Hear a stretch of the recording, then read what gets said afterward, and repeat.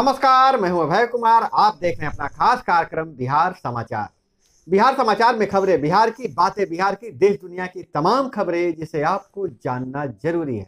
बिहार समाचार में हम खबर लेते हैं सत्ता के गलियारों से, पंचायत के गलियों से और गांव के चौपालों से, जो आपको रखता है अपडेट और आप रहते हैं आगे। तो बिहार समाचार शुरू करते हैं, जो अच्छी खबर से शुरू करते हैं कि बिहार समाचार में महिला किसानों के लिए खुशखबरी है। केंद्र सरकार जो महिला किसान निधि सम्मान निधि है, महिला किसानों के लिए 12,000 करने की तैयारी है। हम आपको बता दें कि पहले से जो महिला किसान निधि की राशि दी जा रही थी वह 6,000 रुपये है थी।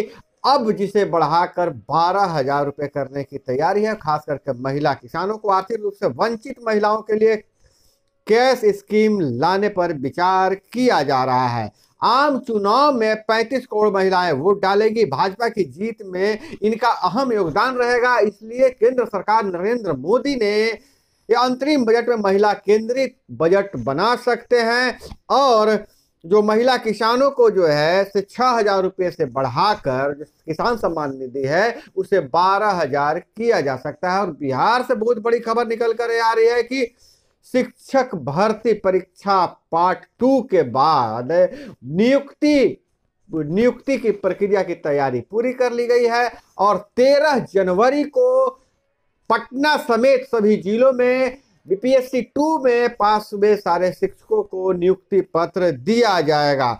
और आपको बता दें, नियुक्ति प्रक्रिया से जुड़ी अहम खबर यह है कि लगभग 12,000 सीट रिक्त हो गए, 12,000 पद खाली हुए हैं बीपीएससी पार्ट 2 में। और वहीं जो 13 जनवरी के बाद सप्लीमेंट्री रिजल्ट यानी पूरक रिजल्ट दिया जा सकता है। तो बहुत बड़ा प्रगति है शिक्षा विभाग से। 13 जनवरी को नियुक्ति पत्र, 12,000 पद रिक्त हुए हैं और जिसे 13 जनवरी के बाद सप्लीमेंट्री रिजल्ट यानी दूसरी रिजल्ट जारी की जा सकती है। तो बहुत बड़ी खबर है। और इधर बिहार से अगर बात करें अन्य खबरों पर, तो लालू यादव परिवार की मुश्किलें कम होने का नाम नहीं ले रही है। इस बार लालू यादव तो बच गए हैं, लेकिन राबड़ी देवी को चार्जशीटेड किया गया है। ईडी ने पहली चार्जशीट में लालू नहीं, राबड़ी और हेमा समेत 7 आरोपी बनाए हैं। Land for job Raut Avenue court ने 4,700 पन्नों की चार्जशीट दायर की है। लालू से पूछताछ बाकी है। तेजस्वी को भी सम्मन भेजा गया है। अब देखिए क्या होता है। और राजद परिवार, जो लालू परिवार की मुश्किलें बढ़ती हुई नजर आ रही है। ईडी ने रेलवे में लैंड फॉर जॉब से जुड़े मनी लॉन्ड्रिंग केस में पहली चार्जशीट दाखिल कर दी है। ईडी ने राउत एवेन्यू कोर्ट में ये चार्जशीट दाखिल की है। 7 आरोपियों को उसमें नाम है। उन आरोपियों में जिसमें पूर्व मुख्यमंत्री राबड़ी देवी शामिल हैं, उनकी सांसद बेटी मीसा भारती और हेमा यादव का नाम पहली बार आया है। और वहीं रेल कर्मी हृदयानंद चौधरी, लालू परिवार के करीबी अमित कत्याल और 2 फर्म के इंफोसिस्टम प्राइवेट लिमिटेड और एबी एक्सपोर्ट प्राइवेट लिमिटेड और उनके कॉमन डायरेक्टर सरीकुल बारी का नाम है। तो यह जो लालू यादव की मुश्किलें थमने का नाम नहीं ले रहा है। लालू परिवार लगातार ईडी के निशाने पर है और ईडी ने नया चार्जशीट दाखिल कर दिया है। और इधर मौसम के मिजाज के मारे तो बिहार में पछुआ हवा ठंड बढ़ा दी है। 28 शहरों के तापमान गिरा है। 33 जिलों में घने कोहरे का अलर्ट है। 22 घंटे में सबसे ठंडा रहा है। तो बहुत बड़ा प्रगति यह है कि पछुआ हवा ने ठंड बढ़ा दी है। बिहार के अधिकतर जिलों में तेज हवा के साथ कनकनी बढ़ेगी, शीतलहरी चलेगी और बिहार में मौसम का मिजाज यह है कि अभी कुछ दिनों तक ठंड से राहत मिलने की उम्मीद नहीं है। और इधर अगर बात करें वार्ड सदस्यों के हवाले से, तो वार्ड सदस्यों का वेतन बढ़ाया गया है। पंचों का जो मानदेय है, भत्ता है, बढ़ाया गया है, लेकिन वह इतना कम है जिससे वार्ड सदस्य और पंच बहुत ही असंतुष्ट हैं। जहां एक तरफ सरकार ने वार्ड सदस्यों और पंचों को चुनाव नजदीक देखते हुए इनका वेतन, इनका भत्ता बढ़ाया है, जहां मुखिया, सरपंच समेत अन्य लोगों को सीधे भत्ता को दुगुना किया गया था, वहीं वार्ड सदस्यों के जो भत्ते हैं मात्र 60% ही बढ़ाए गए हैं। बाकी लोगों को 100% बढ़ाया गया था। लेकिन ये 100% बढ़ाने के बाद भी इससे पंचायती राज के जनप्रतिनिधि संतुष्ट नहीं हैं। उनका मांग है कि कम सम्मानजनक, जब आप वेतन की बात कर रहे हैं तो कम से कम टोला सेवक इतना तो वेतन रहना ही चाहिए, वार्ड सदस्यों का मांग है। वही नगर निगम परिषद व पंचायत क्षेत्र में अब अपर समाहर्ता राजस्व लगान तय करेंगे।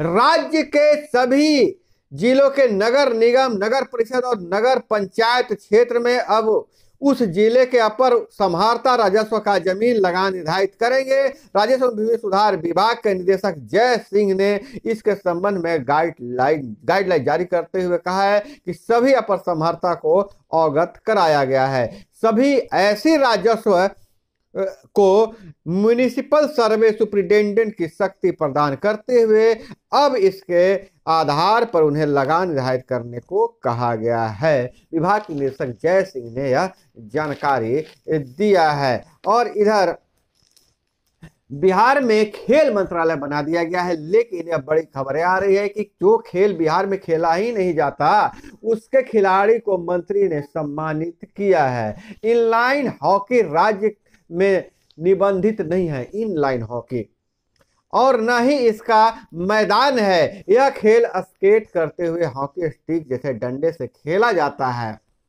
खिलाड़ी दूसरे राज्यों में प्रशिक्षण लेते हैं, वहां खेलते हैं, लेकिन बिहार के मंत्री उन्हें भी सम्मानित कर दिया। राजद कार्यालय में खिलाड़ी स्तब्य कुमार को मंत्री जितेंद्र राय ने सम्मानित किया है। और मंत्री ने कहा यह खेल राज्य में निबंधित नहीं है, हम इस खेल और खिलाड़ी को समझ रहे हैं और खेल निदेशालय चिन्हित के खेल हैं उनको ही सम्मानित करने का निर्णय लिया है। और वहीं बिहार में नई आईटी नीति 2024 के बारे में मंत्री इसराइल मंसूरी ने विस्तार से जानकारी दिया है। 100 करोड़ से अधिक के निवेश या 1000 नौकरी देने वाली कंपनी को विशेष सुविधा दिया जाएगा। वहीं कर्पूरी ठाकुर की जन्म शताब्दी समारोह को लेकर बैठक किया गया है। जदयू कार्यालय में मंगलवार को जननायक कर्पूरी ठाकुर के जन्म शताब्दी समारोह को सफल बनाने के लिए पार्टी के जिला प्रभारी की बैठक हुई है। इस बार चुनाव से पहले जननायक कर्पूरी ठाकुर को सब पार्टियां अपना बना रही है और वहीं लोकसभा चुनाव में महागठबंधन एक भी सीट नहीं जीत पाएगा, यह चिराग पासवान का बयान है। और वहीं नौकरी के बदले जमीन मामले में हेमा के नाम पर सुशील मोदी ने बयान दिया था। राज्यसभा सांसद सुशील मोदी ने कहा कि जदयू के राजनीतिक महत्वाकांक्षा के चलते लालू परिवार के भ्रष्टाचार से समझौता कर लिया गया है। सीएम नीतीश कुमार रेलवे की नौकरी के बदले जमीन लिखवाने के मामले में डिप्टी सीएम तेजस्वी यादव से बिंदुवार जवाब नहीं मांगते। वे केजरीवाल की तरह अपने सहयोगी मंत्री की गिरफ्तारी का इंतजार कर रहे हैं। वहीं मुख्यमंत्री नीतीश कुमार ने कहा यह केंद्र गंगा डॉल्फिन संरक्षण व अध्ययन को में खास योगदान देगा। मुख्यमंत्री ने राष्ट्रीय डॉल्फिन अनुसंधान केंद्र का निर्माण जल्द करने को कहा है। वहीं मुख्यमंत्री ने कहा है कि सभी पंचायतों में जल्द से जल्द पंचायत सरकार भवन बना लिया जाए और इसकी लगातार मॉनिटरिंग किया जाए। और वहीं अगर हम बात करें तो यूपी एसटीएफ ने जिस दागी को उठाया था उसका बिहार में सिपाही भर्ती से भी कनेक्शन था। तो बिहार में जो सिपाही भर्ती घोटाला हुआ था, पेपर लीक मामला हुआ था, उसका तार यूपी से भी जुड़ा हुआ है। केंद्रीय चयन पर्षद सिपाही भर्ती में ऑपरेशन क्लीन स्वीप बिहार सहित 3 राज्यों में से जुड़ रहे हैं। तार करीब 250 लोग गिरफ्तार, लेकिन एक भी साजिशकर्ता हाथ नहीं आया है। और इधर अयोध्या नगरी सज रही है, जहां भाजपा इसे जन जागरण के रूप में हर घर में निमंत्रण कार्ड और अक्षत, पूजित अक्षत पहुंचा रही है। वहीं श्री राम मंदिर में स्वर्ण द्वार लगाए जा रहे हैं और मंदिर के गर्भगृह में स्वर्ण द्वार लगाए जा रहे हैं और 13 दरवाजे सोने के लगाए जा रहे हैं, जिन पे 100 किलोग्राम सोने के परत चढ़े होंगे। और वहीं बुनियादी सुधार पर राज्य 45% खर्च कर पाए, सब्सिडी 65% बटी। बिहार ने 60.5% खर्च किया। राज्य के पूंजीगत निवेश पर बैंक ऑफ बड़ौदा की यह रिपोर्ट है। और इधर शिक्षा की बात करें तो पटना कॉलेज ने एक ऐसा दौर भी देखा है जब यहाँ नामांकित विद्यार्थियों के उज्जवल भविष्य की गारंटी हुआ करता था। 162वें स्थापना दिवस पर वक्ताओं ने कहा, सरकार साथ दे तो फिर से बुलंदियों को छू सकता है पटना कॉलेज। और बिहार बोर्ड के हवाले से खबर है, जिनका स्कूल से नाम काटा गया है वो नहीं दे पाएंगे इंटर की परीक्षा। बहुत बड़ी खबर है, बिग ब्रेकिंग है। जैसा कि आपको पता है कि के पाठक के आने के बाद बहुत सारे विद्यार्थियों का नाम काट दिया गया था। अब बिहार बोर्ड ने कहा है कि जिनका स्कूल से नाम काटा गया है वो नहीं दे पाएंगे इंटर की परीक्षा। शिक्षा विभाग के निर्देश के बाद, कम उपस्थिति के बाद स्कूल से नाम काटा गया था नाम। आज से 20 जनवरी तक होनी है प्रैक्टिकल की परीक्षा। तो बहुत बड़ी खबर। वैसे विद्यार्थियों को बहुत बड़ा झटका लगा है जिनका तो स्कूलों में नाम था लेकिन पढ़ाई कहीं बाहर जाकर करते थे, कोचिंग संस्थानों में करते थे, उनका कम उपस्थिति के कारण नाम काट दिया गया था। अब वह परीक्षा नहीं दे पाएंगे। और वहीं तख्त साहिब में प्रकाशोत्सव पर सजेगा कवि दरबार, जगमग होगी रोशनी।